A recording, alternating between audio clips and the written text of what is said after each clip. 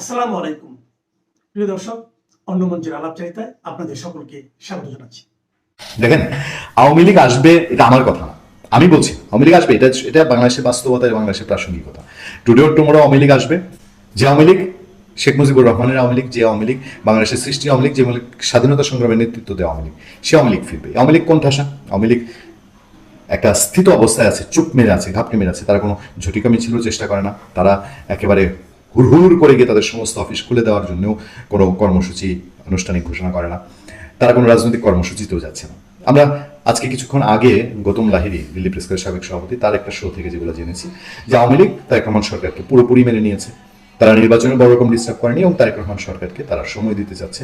তারা বুঝতে চাচ্ছে যে তারেক রহমান সরকার এর আগের যে ক্ষোভ, বিদ্বেষ, প্রতিহিংসার সরকার ছিল, সেই সরকারের মতো না, নতুন একটা পথে যাচ্ছে। এই সময়ে আওয়ামী লীগের লোকজন, ওই যে যাদের কারণে আওয়ামী লীগ ফিরে আসবে, সেই লোকজনের বিভিন্ন কর্মসূচি আমরা দেখতে পাই। আমার সামনে সবশেষ যে খবরটি বেশ ইন্টারেস্টিং। এই খবরটিতে আওয়ামী লীগের লোকজনের মানে প্রতিকূল পরিবেশেও তাদের চাঙ্গা হওয়ার যে একটা ইচ্ছা এবং চেষ্টা, সেটার একটু প্রতিফলন দেখা যায়।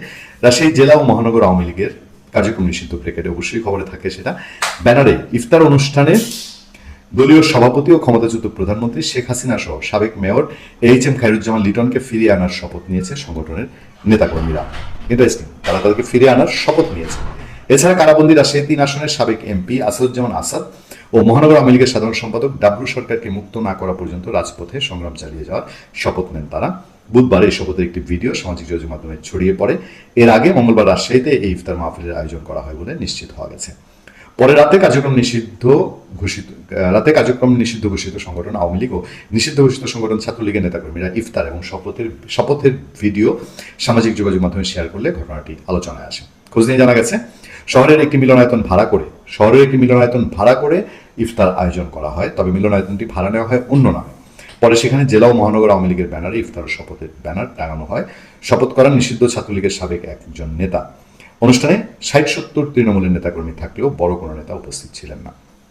এটা আমি বলবো যে ইউনুস আমলে হলে এটা সম্ভব ছিল না। ইউনুস আমলে গোয়েন্দাদের উপরে তুফান ছুটত, পুলিশের উপরে তুফান ছুটত, পুলিশের চাকরি যেত। আপনারা জানেন যে পুলিশকে বলাই হয়েছিল, কুমিল্লার এসপি তখন ঘোষণা দিয়েছিল যে তার জেলায় যদি ছাত্রলীগ কোনো ঝটিকা মিছিল করে তাহলে ওই থানার ওসিকে বদলি করে দেওয়া হবে। এটা ইউনুস আমলে সম্ভব ছিল না। বিএনপি আমলে বিএনপি এই ছাড়টা দিচ্ছে, এইটা আওয়ামী লীগকে স্বীকার করতে হবে। জাতীয় নাগরিক পার্টি এনসিপি রাজশাহী মহানগরের আহ্বায়ক মুবাশ্বের আলী বলেন, আওয়ামী লীগের এখন কার্যক্রম নিষিদ্ধ, তারা ব্যানার নিয়ে ইফতার পার্টি করতে পারে না।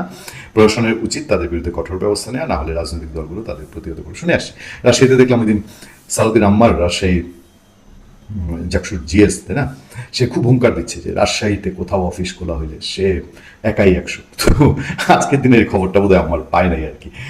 তো রাজশাহী মেট্রোপলিটন পুলিশ বলছে কার্যক্রম নিষিদ্ধ, আওয়ামী লীগের ইফতার পার্টির আইনি সুযোগ নেই। এ ধরনের কোনো খবর আমাদের জানা নেই, আমরা খোঁজ নিচ্ছি। খুব সহজেই বোঝা যায় যে প্রশাসন চাইলে এইসব খবর রাখা প্রশাসনের কাছে অটোমেটিকলি চলে আসে। বিএনপির সময় ওই যে আমি বলি না যে ঠান্ডা গরমে আওয়ামী লীগ ডিল করা, এটা বোধহয় ওই ঠান্ডা গরমে আওয়ামী লীগ ডিল করার আরেকটা উদাহরণ। ত্রয়োদশ জাতীয় সংসদের আজকের যাত্রা শুরু হলো। 13 একটা কুফা সংখ্যা, সুতরাং 13তম জাতীয় সংসদ কেমন হবে, অন্তত যারা 13 ইজ অ্যান আনলাকি নাম্বার এটা বিশ্বাস করেন বা বলেন, তারা ধারণা করতেই পারেন। আজকে শুরুতে আমরা যা দেখলাম যে সংসদের যাত্রা শুরুই হলো আইন ভেঙে।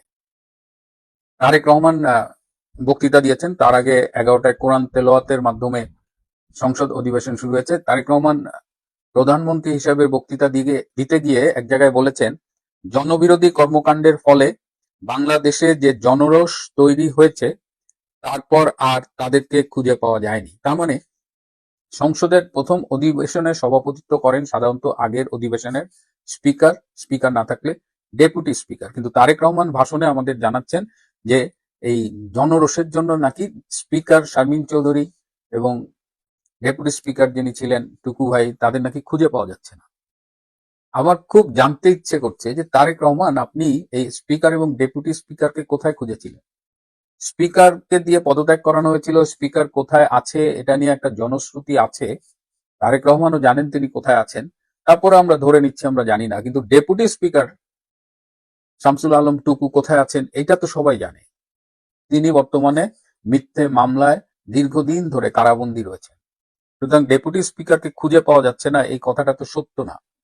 অর্থাৎ প্রথম বক্তৃতায় মিথ্যে দিয়েই যাত্রা শুরু করলেন তারেক রহমান এবং কোন রকমের আইনের তোয়াক্কা না করে বিএনপির একজন নির্বাচিত সংসদ খন্দকার মোশাররফ হোসেনকে দিয়ে প্রথম অধিবেশনে সভাপতিত্ব করলেন। আমি জানি না এটা কোন আইনে করলেন, কিন্তু করলেন। এখন তো যেহেতু জনগণের প্রকৃত ভোটে নির্বাচিত না, সুতরাং জনগণের কাছে তো ওইভাবে দায়বদ্ধতা নেই, আইনের প্রতি দায়বদ্ধতা নেই। গায়ের জোরে যা ইচ্ছে তাই করবার যে প্রবণতা, সেটা আমরা সংসদের প্রথম দিনেই দেখলাম। এবং মর্নিং শোজ দ্য ডে যদি সত্যি হয় তাহলে আমরা বুঝতেই পারবো। তারপরে আজকে স্পিকার এবং ডেপুটি স্পিকার নির্বাচিত হলেন। ভোলা 3-এর সংসদ সদস্য মুক্তিযোদ্ধা হাফিজউদ্দিন আহমেদ এবং ডেপুটি স্পিকার হয়েছেন কায়সার কামাল নেত্রকোনা 1 থেকে নির্বাচিত সংসদ সদস্য। এই যে ডেপুটি স্পিকার এবং স্পিকার যে নির্বাচন হলো, সেটিও সেই পুরনো ধারায়। বিএনপির সংসদীয় দলের সবাই বসলেন, মহাসচিব মির্জা ফখরুল আলমগীর বললেন যে এই ব্যাপারে প্রধানমন্ত্রী তারেক রহমান সিদ্ধান্ত নেবেন। মানে সেই পুরনো গণতন্ত্র, যেটার ব্যাপারে আমরা এই আমাদের সুশীলরা সবসময় সমালোচনা করতেন, কিন্তু যখন ক্ষমতা এলো তখন সেই নতুন বোতলে পুরানো মদ, অথচ সুশীলদের খুব একটা সমালোচনা করতে দেখিনি, 2-1 হয়তো বলছে। তো সেই প্রক্রিয়া। তারপরে আরো ইন্টারেস্টিং ঘটনা ঘটছে যে রাষ্ট্রপতি ভাষণ দিচ্ছেন। আওয়ামী লীগ আমলের আওয়ামী লীগ সরকারের মনোনীত রাষ্ট্রপতি শাহাবুদ্দিন আহমেদ চুপ্পু তিনি ভাষণ দিচ্ছেন এবং সেই ভাষণের বিরোধিতা করে বিরোধী দল ওয়াকআউট করেছে। শাহাবুদ্দিনের বক্তৃতার সময় প্লাকার্ড শো করেছে, অর্থাৎ জামাত, এনসিপি এরা কিন্তু প্লাকার্ড নিয়ে প্রিপেয়ার্ড হয়ে এসেছিলেন যে তার ভাষণটাকে তারা বলছে জুলাইয়ের সাথে গাদ্দারি। মানে কি হচ্ছে না হচ্ছে কিছুই বুঝতে পারছি না, শুধু এটুকু বুঝতে পারছি যে এই সংসদ এরকমই হবে, গায়ের জোরে চলবে, যা ইচ্ছে তাই করবে এবং এটা ওয়ান ম্যান শো হিসেবেই চলবে। মাঝে মধ্যে পাতানো খেলায় অংশগ্রহণ করবে, ওয়াকআউটে খেলা খেলবে এই জামাত, এনসিপি। জানি না বাংলাদেশের কপালে কি আছে। কারাগারে থাকা একজন রাজবন্দীকে যে প্রধানমন্ত্রী খুঁজে পায় না, তার কাছে আমরা কতখানি কি প্রত্যাশা করবো আমি ঠিক জানি না। তারপরেও আমি সবসময় ধৈর্য ধরে দেখবার পক্ষে। আমরা দেখব আইন ভেঙে যাত্রা শুরু করা সন্ধ্যা ভোটে নির্বাচিত সংসদ সদস্যরা কেমন পারফর্ম করেন, এটা আমাদের দেখার জন্য অপেক্ষা করতে হবে। একে বলে পাকে চক্রে ভগবান ভূত। তার কারণ হচ্ছে যারা একদিন ধরে বলতো আর কি যে আধিপত্যবাদের বিরুদ্ধে আমাদের এই সংগ্রাম চলবে যতদিন না পর্যন্ত ভারতীয় আধিপত্যবাদ আমাদের দেশ থেকে বিচ্ছিন্ন হয়ে যাচ্ছে, চলে যাচ্ছে, যতদিন না পর্যন্ত স্বৈরাচারী এই ভারত আমাদের দেশ থেকে বিলীন হয়ে যাচ্ছে, মানে আমাদের দেশ থেকে কাট অফ হয়ে যাচ্ছে, ততদিন আমাদের সংগ্রাম চলবে। দরকার হলে আমরা 7 সিস্টার দখল করে নেব, দখল করে নিয়ে সেখান থেকে আমরা ভারত বাংলাদেশকে বিস্তৃতি লাভ করব। তার জন্য আবার ম্যাপও জারি হয়ে গেছিল। তাই মাঝে মাঝে আমি বলি, দিদিমার এই কথাটা কত রঙ দেখালি গুয়ে তুলসী তলায় শুয়ে শুয়ে। এখন আবার সেই ভারতের থেকে তেল তো গেল, 5,000 মেট্রিক টন তেল তো গেল। এখন তারেক রহমান আবার অনুরোধ করেছেন আরো তেল চাই। আমি তো জানি ও তো সমুদ্রে 1 বালতি জল ফেলার মতো তেল দেওয়া হয়েছে, বাকি তেল এখন কোথায় পাওয়া যাবে, অন্য কোথাও তো পাওয়ার জায়গা নেই। একটা কাগজে দেখলাম যে কোথায় আমেরিকার কাছে দেখি তেল কেনার জন্য বা বাইরে থেকে তেল কেনার জন্য অনুমতি চাওয়া হয়েছে।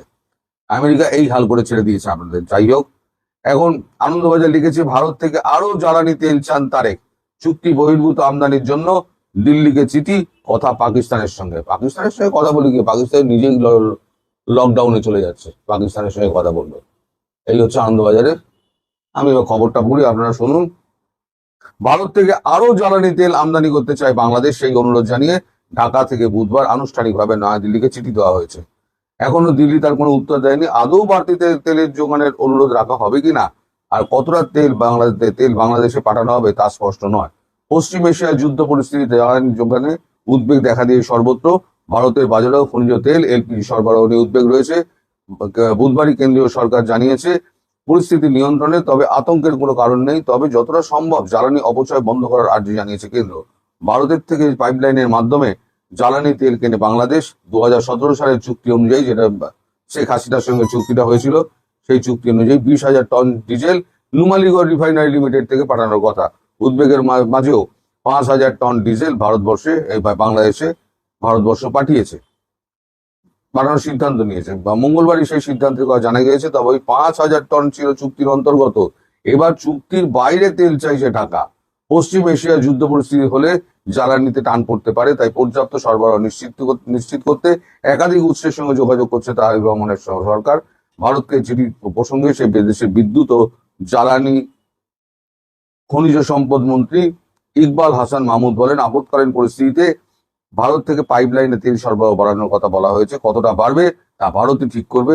এর আগে ইকবালের সঙ্গে ঢাকায় নিযুক্ত হাই কমিশনার প্রণয় কুমার বার্মার বৈঠক হয়েছিল। ভারতের বিদ্যুৎ এবং ভারত হয়ে নেপালে যে বিদ্যুৎ বাংলাদেশে পৌঁছায় তা নিয়ে বৈঠকে আলোচনা হয়েছে। অর্থাৎ বিদ্যুৎও চাই, তেলও চাই, খাবারও চাই, সবকিছুই চাই, কিন্তু আধিপত্যবাদের বিরুদ্ধে আমরা লড়াই করে যাব। ভারতীয় আধিপত্যবাদ আমরা মানব না, ভারতীয় পণ্য বর্জন করব। সে কি হাল্লাগোল্লা, বাপ রে বাপ, ট্রাক আটকে দেবো, ট্রাকের তলায় শুয়ে পড়বো, কত নাটক দেখলাম। এই নাটক ফাটক যারা করেছিল এখন তাদের কিন্তু কোনো অস্তিত্ব নেই। যারা এই যে বৈষম্য বিরোধী এবং যারা এই ভারত বিরোধী যারা আছে, তারা এখন কোন বাইকে তেল পুড়বে ভাই? আর 5,000 মেট্রিক টন যেটা পাঠানো হয়েছে সেটা ভারত কিন্তু জানে সমুদ্রে জল ফেলার মতো, কিন্তু ওটা একটা দিয়ে রাখা হয়েছে। এবার বাকি যে আবার চাওয়া হয়েছে তেল, সেটা নিয়ে কিন্তু যথেষ্ট সন্দেহ আছে। আমি বলেছিলাম কিছু তেল দেবে, তো তার মানে এই নয় চাওয়া মাত্রই দিয়ে দেবে, কারণ আমার দেশের জনগণকে দেখতে হবে, আমার দেশের জনগণ সবার আগে। এটা ভারত কিন্তু বারবার বলে থাকে এই কথাটা, যে আমার দেশের জনগণের চাহিদা পূর্ণ করে যদি এক্সট্রা থাকে তাহলে পরে আমি দেব। আমাদের এখানে এক্সট্রা এখন আর নেই। আর বিভিন্ন দলগুলো এখন বলতে শুরু করে দিয়েছে এখন বাইরে সমস্ত তেল পাঠানো বন্ধ করতে হবে, ইনক্লুডিং নেপাল, ভুটান, শ্রীলঙ্কা, বাংলাদেশ, সব। মানে কোনোটাকেই তেল দেওয়া যাবে না। যে যার নিজের ব্যবস্থা নিজেরা করে দিক, তাতে আমাদের কেউ যায় আসে না, কারণ কেউ আমাদের উপকারে আসে না। যতগুলোকে করেছি কেউ আমাদের উপকারে আসেনি, সব অপকারেই এসছে। তো অপকার যাদের কাছে আমরা পেয়েছি তাদেরকে আমরা আর সাহায্য করে আমাদের লাভটা কি? মুখ পুড়িয়ে লাভটা কি?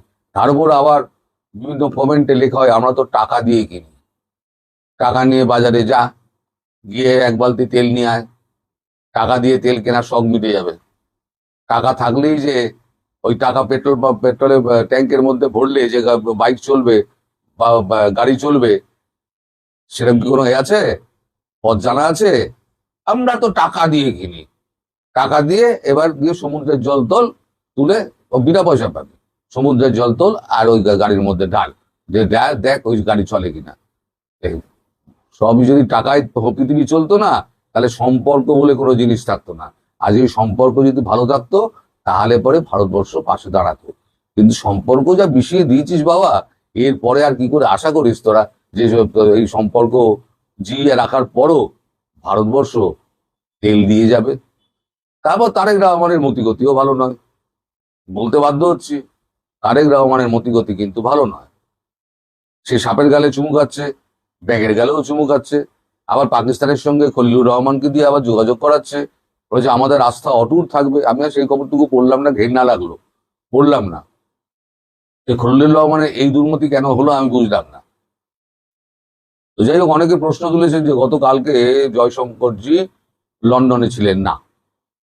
লন্ডনে উনি ছিলেন, উনি গতকালকে সকাল ভোরবেলাতে লন্ডন থেকে ফিরেছেন দিল্লিতে, ফিরেই কালকে সংসদে গিয়েছেন। সংসদে গিয়ে কালকে তিনি তার প্রশ্নোত্তরে ইরান পর্ব নিয়ে তিনি জবাবও দিয়েছেন।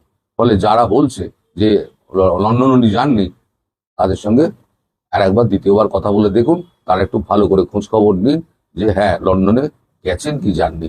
অনেক কিছুই কাগজে বেরোয়, অনেক কিছুই কাগজে বেরোয় না। তার মানে এই নয় যে জিনিসটা হয়নি। আপনার চোখের আড়ালে অনেক কিছু হয়, তো আপনি জানতে পারবেন না। তো যাই হোক, এই যে আপনার দেশ থেকে যে ওই হাদিকে হত্যার মামলার জন্য এই যে তাদেরকে নিয়ে যাওয়ার জন্য এবং অতগুলো 1268 বোধ হয় সংখ্যাটা যে লেখা আছে, ওখানে লেখা আছে 1268 জনের যে জেল ভাঙা আসামিদের যে লিস্টটা ধরিয়ে দেওয়া হয়েছে, তার জন্য যে সেনাবাহিনীর যিনি কর্তা এসেছিলেন, সেই খবর কি আপনাদের কাগজে ছাপা হয়েছিল? ছাপা হয়নি। আমরা পরে যখন জানতে